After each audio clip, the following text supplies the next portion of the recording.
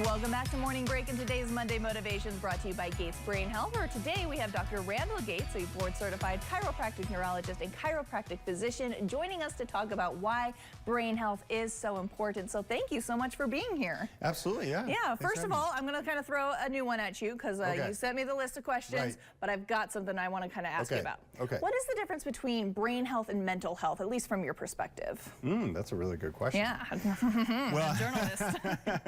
Well, there are many parts of the brain, and some parts of the brain are selectively affected by certain disorders. So, and even certain neuropathological changes will start in certain regions of the brain. So that's where brain health can be different than mental health. Now, certainly some of those neuropathological disorders can start in the emotional processing area of the brain. So there is overlap there. But that's what I would say. Okay, so mental health being more on the emotional brain side of things? Mental health more affects the emotional brain, and then the mental health really, at a root, relates a lot to the hormones that are flowing through our body. Interesting.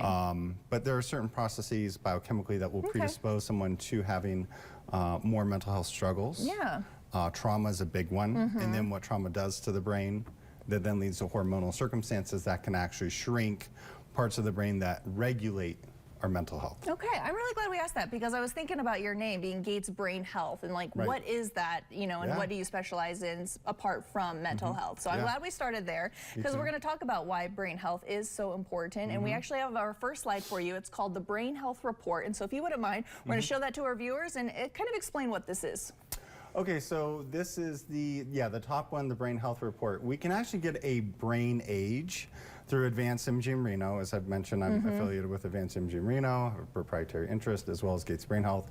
But here on these types of MRI scans, we can actually give you an age for how old your brain is approximately, which is really interesting because I have a lot of interest recently with the full body scans, people who want to be proactive about their health. And this is another tool to say, okay, where's your brain health on the spectrum? Interesting. So then what are some of the things within our environment that would affect our brain health and our brain age? So important. So diet is probably number one. Okay.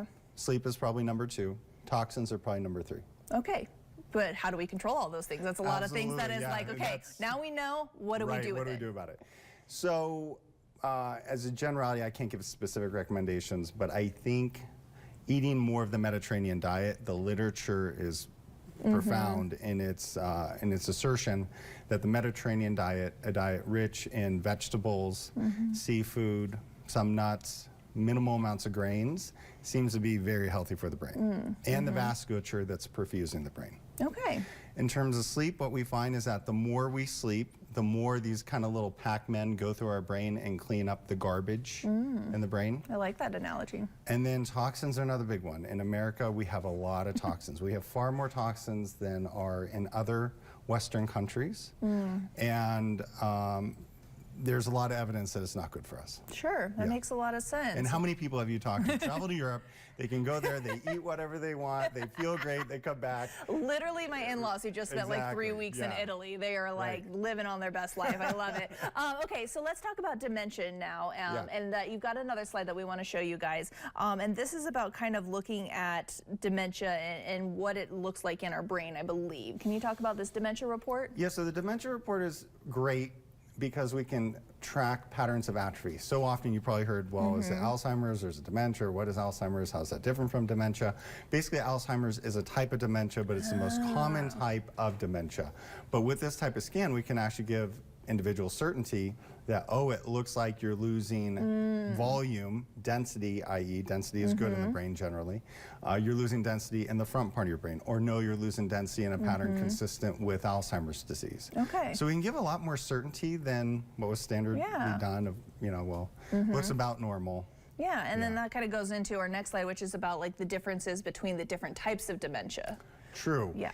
And so this also is kind of a scoring, I don't know where the slide went. Let's see if we can pull up that slide. Oh, there it is. So in that slide, we can say, oh, it actually looks like there's a high probability that this individual is moving to Alzheimer's disease. The cool part about this technology that I'm using is a doctor who refers their patient to Advanced Imaging Reno can actually then give us a memory test score.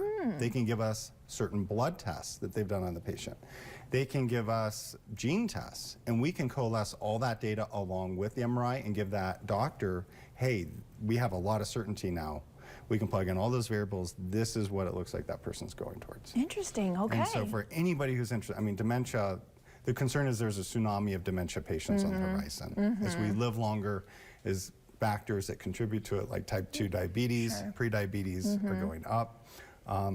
This technology is helpful. I love it. I love it. And it's all about brain health and brain age. And it's interesting to think that maybe our brain age is different than the age that we are as far as the numerical calendar goes. Very interesting. All right. We're gonna I think we're going to have to spend some more time on that. That's super interesting. I love it. All right. Next time. All right. Stick around. All right. Thank you so much, Dr. Gates, for being here. We appreciate it. And thank you guys for watching. We'll be right back.